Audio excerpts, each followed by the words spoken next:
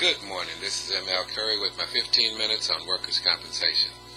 This morning I'm sitting with one of my clients, Mr. Larry North, and he's going to tell you about his course going through the workers' compensation system. And before I get to him, I want to welcome everyone who is following this program on my website, and that is attymlcurry.net. And other individuals are following this program on Facebook, YouTube, and Twitter, and they're following at ATTYML. Other individuals are following this program live from 10:15 to 10:30 on KWWJ. I'd like to welcome all of the listeners throughout the range of this particular program, and to inform you that it is sponsored by Total Health Care Management. Their phone number is 713-522-6911, and the Total Health Care Management was very instrumental in the way I was able to handle Mr. North's claim. You may go to one of the 4 locations that they have throughout the city. If you live near Chimney Rock and Belfort, you would go to the Meyerland location. And if you live near College and Airport, 45 South, meaning Hobby Airport, you would go to that location. And if you live near Tidwell and Airline, the 45 North location, or if you live west, you may want to go to the principal offices at 12,000 Richmond and Kirkwood. All of those offices you will be able to reach through the same phone number, 713-522-6911. Some people are with particular facilities that may not offer health and nutritional products in addition to the physical therapy that a person may obtain through their workers' compensation claim.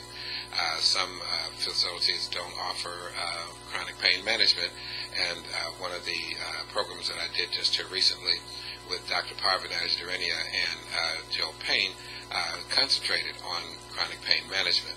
And this is something that people enjoy when they've come to the end stages of their care, and they're still having problems even after having had surgery and other types of modalities. Total Health Care Management also provides transportation to individuals who live in the outer lying areas. They only need to get into Highway 6, and anybody who lives inside of Highway 6, you can have transportation provided to you to take you to and from your doctor's offices and your doctor's visits. One of the other sponsors for this program that helped me with Mr. North's claim is Memorial MRI. This facility gives me clear readings on the MRIs that we ask them to do for individuals who've had whatever kind of injury, neck, back, shoulder, whatever. And their principal offices are at 1241 Campbell Road. Their phone number is 713-461-3399. One of our newest sponsors is IWP, and that stands for Injured Workers Pharmacy. Their number is 281-753-6770.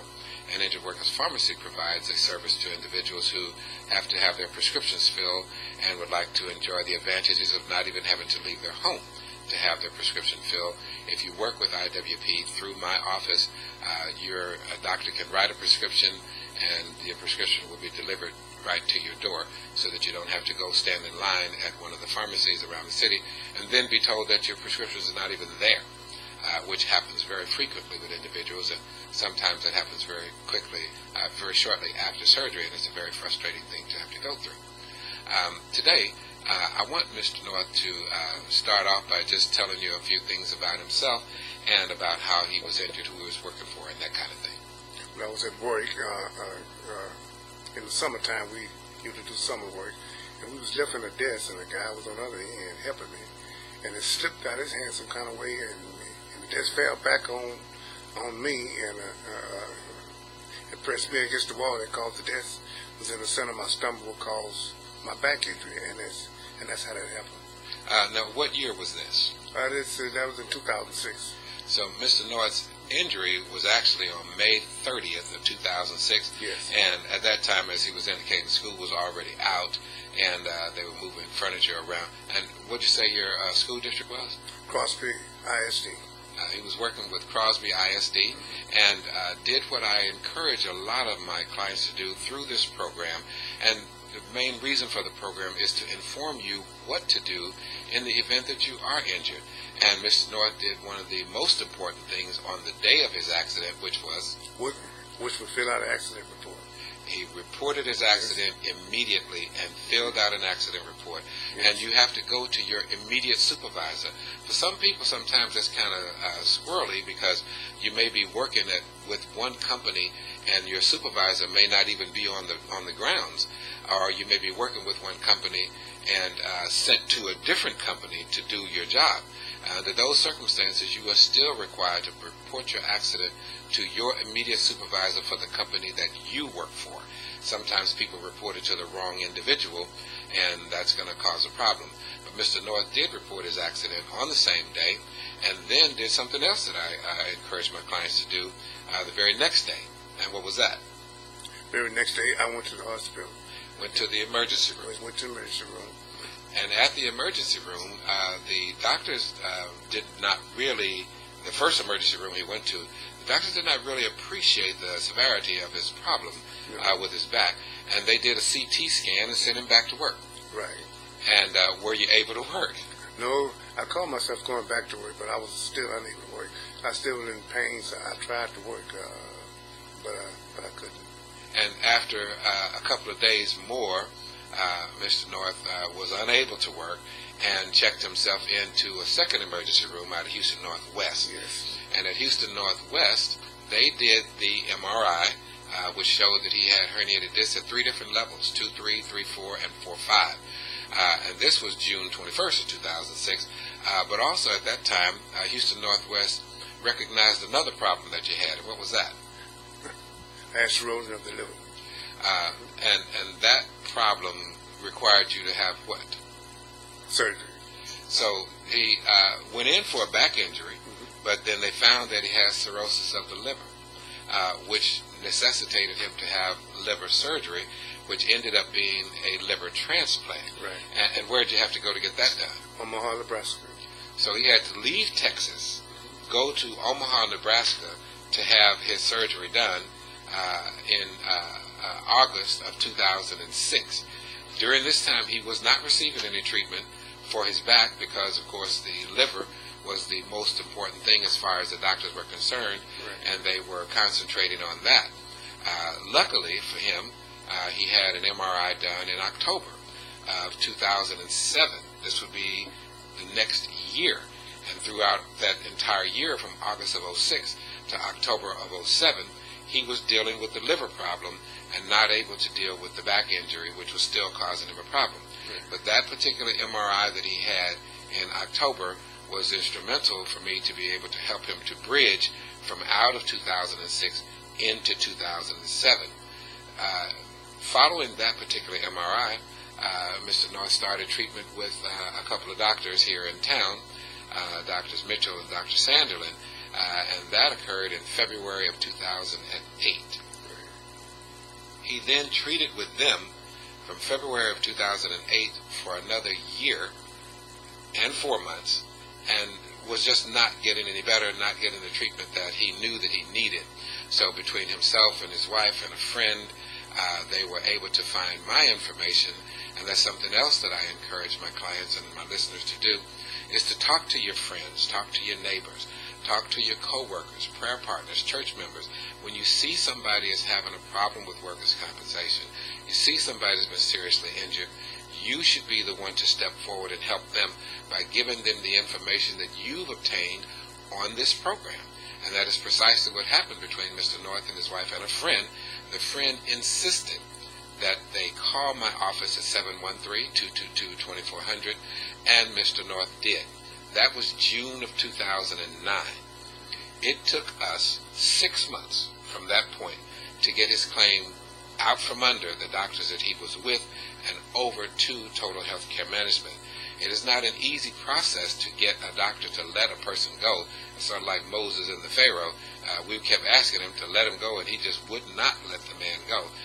Finally, he did, and that occurred in December of 2009 when we got the release from Dr. Sanderlin.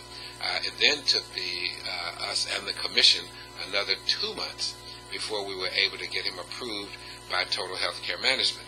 He then went there, and from that point on, this is now February of 2010, from that point on, things started to pick up. He was able to get the treatment, and I believe you went to, did you go to the North Office? North Office of Treatment? Yeah. North Office, yeah. Okay, that was at the Tidwell and Airline Right, office. Tidwell, right. Right.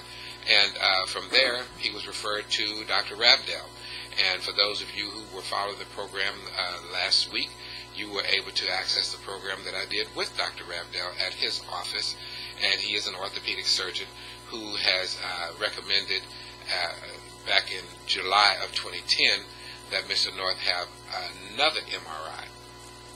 That MRI was done, and it confirmed the previous 2 MRIs that he does have herniated discs at L2, 3, 3, 4, and 4, 5, and they are fairly large discs, and they were giving him a problem as far as being able to work is concerned.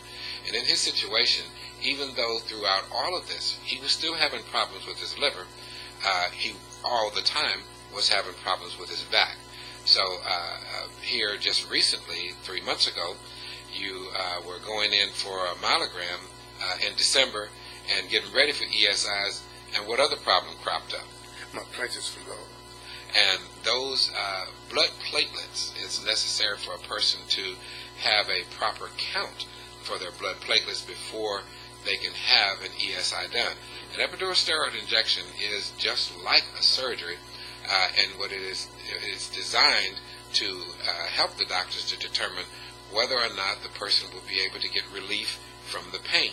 So when you had your ESI back in January, how did that work for you? Well, it lasted about 2-3 weeks. Sometimes when a person has an ESI done, the pain will come back within 1 day. Sometimes it may not come back within 1 to 2, 3 weeks. Sometimes it could be 2 months or so. Right. So basically what the doctors are doing, they're trying to determine whether or not that injection will resolve the problem as far as the pain is concerned. Most time, epidural steroid injections are done in series of 2. It used to be done in series of 3, but the ODG guidelines have indicated that the doctor should be able to determine what's going on with an individual by just doing 2. So you're scheduled for your second one here pretty soon, aren't you? Right. Mm-hmm. That's going to be April 13th. April 13th, yes. Which is going to be in a week or so. And following that injection, then the determination will be made as to whether or not Mr. North will qualify for the surgery that I indicated to him back in June of 2009 that he was going to have. But we've had to go through all of these processes to qualify him for the surgery that he needs. But also, during this process, he was off work. And, of course, the insurance carrier took the position that he was off work because of his liver and because of him going to Nebraska and having the liver transplant. Then they tried to say he was off work because his blood platelets were too high. And, of course, I wasn't listening to any of that. I felt all along he was off work because he had a back injury that was going to require surgery. So just recently here in early March, I gave the insurance carrier an ultimatum and also had him to go to a designated doctor who confirmed all of his MRIs and the entire period that he was off work from June of 2006 through June of 2008. And just here recently, the insurance carrier had to send Mr. North a big check, which of course paid for his temporary income benefits for 2 years. And they sent that in a lump sum, and I'm sure you were happy when you opened the mail. I'm very happy. Very surprised, I'm sure, but very happy to open the mail and find a large check there. The moral of the story here is you may have problems that are personal problems in addition to the problem that you have as far as your injury is concerned.